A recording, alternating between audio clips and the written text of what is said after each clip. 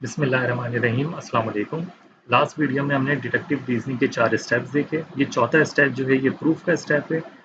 ये हमारा टारगेट है, हमें यहाँ तक पहुँचना है। इसके लिए हमें पहले स्टेप से प्रोग्रेस करते हुए आना होगा, वरना हम चौथा स्टेप प्रूफ वाला नहीं कर पाएंगे। सबसे पहला स्टेप अनडिफाइंड टर्म। ये वो टूल्स हैं जो हम इनिशियल एज अ स्टार्टअप लेते हैं और इनकी कोई डेफिनेशन नहीं होती, जैसे पॉइंट, लाइन, प्लेन और स्पेस। लेकिन ये टूल्स कुछ करेक्टरिस्टिक रखते हैं, कुछ फैक्ट्स होते हैं इनके, जिनको हम प्रूफ नहीं कर सकते, लेकिन वो है सच्चाई है, वो अपने अंदर ये खासियतें रखते हैं। इसलिए इस बिना पर हम उनको पोस्टुलेट्स कहते हैं, क्योंकि हम उन फैक्ट्स को प्रूफ नहीं कर सकते। जब ये उन टूल्स से मुतालिक हमें हमारे पास बुनियादी फैक्ट्स भी आ जाते हैं, फंडामेंटल एग्रीमेंट्स आ जाते हैं हमारे पास, उनसे मजीद हम टूल्स बनाते हैं और रूल्स बनाते हैं, जिनको हम डिफाइंड टर्म्स कहते हैं। क्योंकि वो डिफाइंड होते हैं, वो हम पीछे वाले जो पोस्टुलेट्स हैं उनसे हम बनाते हैं, तो उनकी हम डेफिनेशन बना सकते हैं। उसके बाद जब ये तमाम टूल्स हमारे पास आ जाते हैं और रूल्स हमारे पास आ जाते हैं, उसके बाद हम थ्योरम प्रूव करते हैं। इस वीडियो में हम ये जो अनडिफाइंड टर्म्स हैं, इनके जो टूल्स हैं, इनके हवाले से कुछ डिस्कस करेंगे और पॉइंट के हवाले से हम डिस्कस करेंगे। तो चलिए आगे बढ़ते हैं। सबसे पहले हम अनडिफाइंड टर्म्स से स्टार्ट करते हैं। ये 4 हमारे पास अनडिफाइंड टर्म्स हैं। आप गौर करें तो पॉइंट के आगे 0 डायमेंशन, लाइन के आगे 1 डायमेंशन, प्लेन के आगे 2 और स्पेस के आगे 3 डायमेंशन। इससे क्या मकसद है ये भी हम देखेंगे। सबसे पहले सबसे बुनियादी ऑब्जेक्ट पॉइंट। ये पॉइंट है, डेफिनेशन के एतबार से पॉइंट एक ऐसा ज्योमेट्रिक ऑब्जेक्ट है जिसकी कोई ना लेंथ है, ना कोई विड्थ है, ना कोई हाइट है। यानी जितना छोटा हम ये बना सकते हैं डॉट के तौर पर, उतनी अच्छी रिप्रेजेंटेशन होगी पॉइंट की। लेकिन जब हम काम करते हैं तो हम बहुत ज़्यादा छोटा नहीं बना सकते। हमें कम से कम इतना बड़ा पॉइंट बनाना होता है ताकि हम उसको देख सकें और उसके हवाले से हम कोई डिस्कशन कर सकें। डायमेंशन से क्या मकसद है यहाँ पर? 0 डायमेंशन से अगर हम इसको अपनी पूरी दुनिया मान लें, अगर ये हमारी दुनिया होती जो बहुत ही छोटा ऑब्जेक्ट है, जिसकी ना कोई विड्थ है, ना कोई लेंथ है, ना कोई हाइट है, तो ना हम लेफ्ट जा सकते हैं ना राइट जा सकते हैं, क्योंकि कोई विड्थ नहीं है।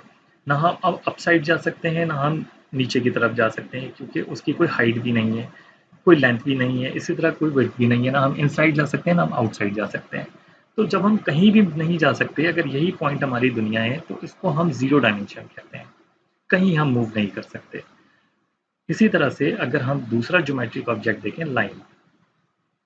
लाइन को हम इसी पॉइंट की एक्सटेंशन मानते हैं, यानी इसी पॉइंट से ही हमने लाइन को बनाया है। किस तरह बनाया है हमने इस पॉइंट से लाइन को? अगर हम यहाँ से पॉइंट्स को बराबर में, इनके नेबर्स में बहुत सारे पॉइंट्स रखना शुरू कर दें, एक पॉइंट के बराबर में दूसरा पॉइंट, तीसरा पॉइंट, चौथा पॉइंट, पांचवा पॉइंट, इस तरह बहुत सारे पॉइंट्स रखें अगर बराबर बराबर में, तो ये एक लाइन को रिप्रेजेंट करेगा, आपको एक लाइन की तरह नजर आएगा। यहाँ तो देखें ये पॉइंट 1 और ये पॉइंट 2 बहुत बड़े बने हुए हैं, असल में ये इसी लाइन के ही 2 पॉइंट्स हैं। ये जो काफ़ी सारे पॉइंट्स हैं इसमें, जिसको हम लोकस ऑफ पॉइंट भी कहते हैं, इन तमाम पॉइंट्स में से हमने सिर्फ ये 2 पॉइंट्स लिए हैं, पॉइंट 1 और पॉइंट 2 को, क्योंकि हमने लास्ट टाइम देखा था कि कम से कम 2 पॉइंट्स चाहिए लाइन को डिटरमिन करने के लिए। वो हम नेक्स्ट वीडियो में देखेंगे कि क्यों 2 पॉइंट्स चाहिए, जब हम स्पेशली लाइन के हवाले से डिस्कस करेंगे। तो आपने इसको लोकस ऑफ पॉइंट समझना है, ठीक है? उनमें से ये 2 पॉइंट्स हैं, उन्हीं पॉइंट्स में से। तो ये हमारी लाइन है। इसमें देखें, आप ऊपर भी जा सकते हैं और नीचे भी जा सकते हैं, यानी 1 डायमेंशनली आप मूव कर सकते हैं, अप और डाउन, तो इसीलिए इसको 1 डायमेंशन कहा गया है। इसी तरह से अगर हम प्लेन की बात करें, ये एक प्लेन है, ठीक है, जिसको हम सरफेस भी कहते हैं आमतौर पर, प्लेन सरफेस। प्लेन को आप किस तरह समझ सकते हैं? इसको आप लोकस ऑफ लाइन समझ सकते हैं। ऐसा समझ सकते हैं आप इसको कि जिस तरह लाइन बहुत सारे पॉइंट से मिलकर बनी थी, इसी तरह प्लेन जो है बहुत सारी लाइन से मिलकर बना है। अगर आप इसके एज को देखें, ये एज वैसे नहीं होता इसके अंदर, ये भी आपने याद रखना है। ये प्लेन जो है वो इन्फिनिटली जो है वो जा रहा है इस डायरेक्शन में, अपवर्ड डायरेक्शन में और डाउनवर्ड डायरेक्शन में भी। ये कहीं भी इसका एंड नहीं हो रहा, ये अनबाउंडेड है। जिस तरह लाइन अनबाउंडेड थी, इसी तरह प्लेन भी ये अनबाउंडेड है, इसकी कोई बाउंड्रीज नहीं है। तो आपने प्लेन को समझना कैसे? अगर मैं यहाँ पर एक स्ट्रेट लाइन बनाऊं और उसके बराबर में उसी तरह की बहुत सारी लाइंस बनाता रहूं, तो आपको ये प्लेन नजर आएगा। जिस तरह लाइन जो है लोकस ऑफ पॉइंट्स था, इसी तरह प्लेन भी बहुत सारी लाइन से मिलकर बना है। इसको मैथमेटिकली किस तरह कहते हैं कि जिस तरह लाइन में बहुत सारे पॉइंट्स मौजूद हैं, तो पॉइंट सबसेट है लाइन का।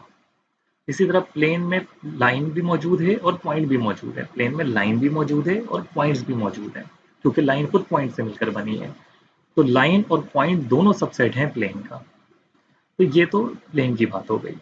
अब हम डायमेंशन के हवाले से एक बात करते हैं। लाइन में, क्योंकि लाइन एक स्ट्रेट लाइन होती है, उसमें हम जिस भी डायरेक्शन में लाइन बनी हो, तो या तो हम फॉरवर्ड और बैकवर्ड जा सकते हैं, जिसको हम वन डायमेंशन कहते हैं, कि हम वन डायमेंशनली मूव हो सकते हैं फॉरवर्ड या बैकवर्ड।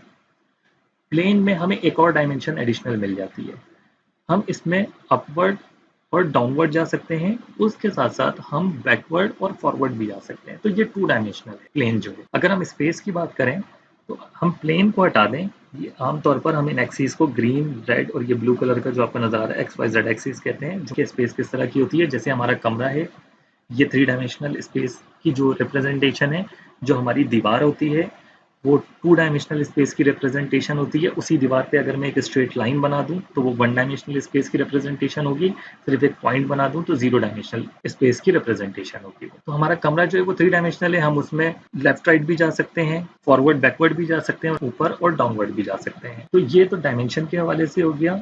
एक चीज आपने और याद रखनी है, जो हम आगे पोस्टुलेट के तौर पर डिस्कस करेंगे, प्लेन बनाने के लिए कम से कम 3 पॉइंट्स होने चाहिए। 3 पॉइंट आप कहीं भी बना दें, उससे एक प्लेन पास हो सकता है, 4 पॉइंट्स के लिए गारंटी नहीं है।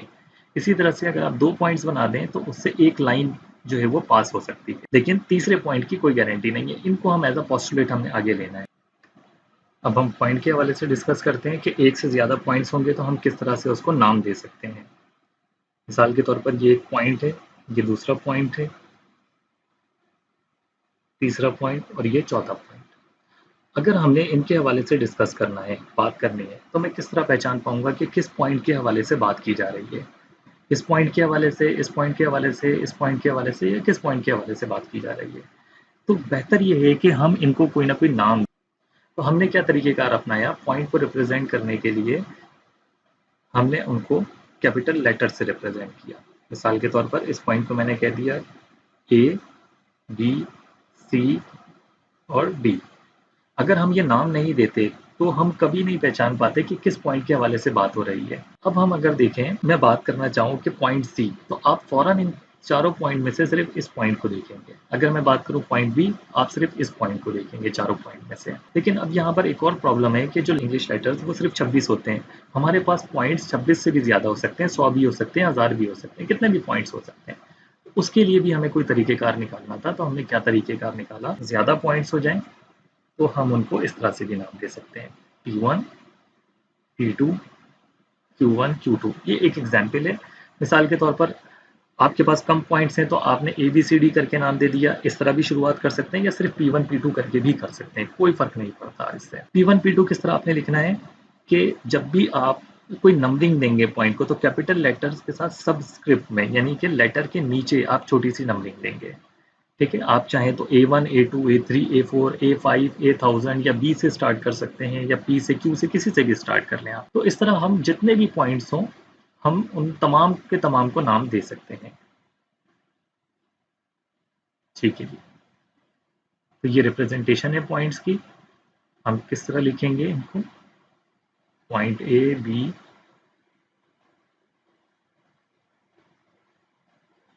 Q2।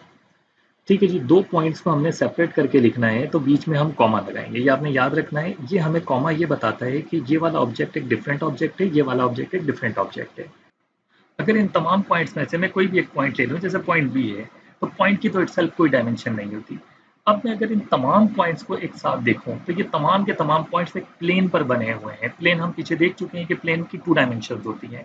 जैसे हमारी एक दीवार है, दीवार पे मैं ये तमाम पॉइंट्स बना सकता हूँ, कुछ पॉइंट्स ऊपर, कुछ पॉइंट्स नीचे, तो ये वन डायमेंशन हो गई। लेकिन कुछ पॉइंट लेफ्ट और कुछ पॉइंट राइट भी मैं बना सकता हूँ, तो टू डायमेंशन हो गई। तो इस तरह के पॉइंट्स जो तमाम के तमाम एक ही प्लेन पे मौजूद हों, इनको हम को प्लेनर पॉइंट्स कहते हैं। प्लेन से प्लेनर निकला है, को का मतलब एक ही प्लेन पर मौजूद हैं ये तमाम के तमाम पॉइंट्स।